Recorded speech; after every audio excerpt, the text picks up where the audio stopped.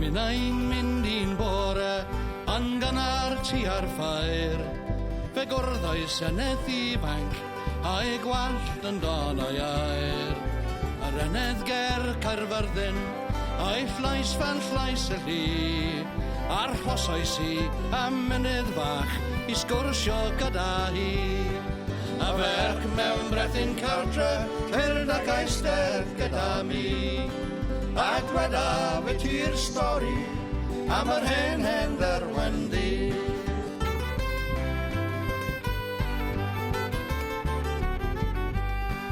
A ni agwr Caerfyrddin edrychodd arnau'n flin, wrth yn weld yn codi'n hap i bwt o goed yn grin. Ond dywedais wrth i'r hanes pe cwimpa'r goed yn hon, yn ôl yr hen chwedloniaeth a'i dref o dan y don. A ferch mewn rethyn cartre, tyrd ac eistedd gyda mi.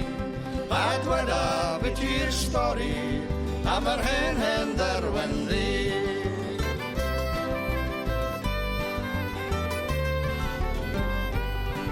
A dyma hi yn chwerthin am wneud i deimlo'n ffôl, fod crwt fel fi yn credu hen stori oeso'n ôl.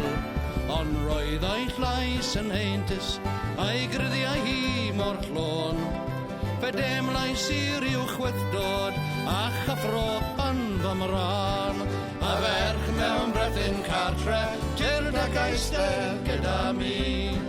A dweda fi ti'r stori am yr hen dderwendi.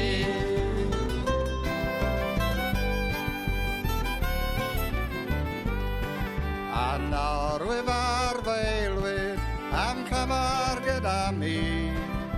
Yr enedd gynta gwrddais ger bron y dderwendi.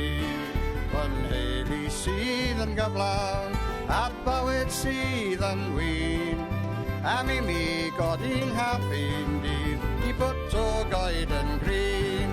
A ferch mewn brethyn cartre, tyrd ac eistedd gyda mi. A dweda fe ti'r stori am yr hen dderwendi.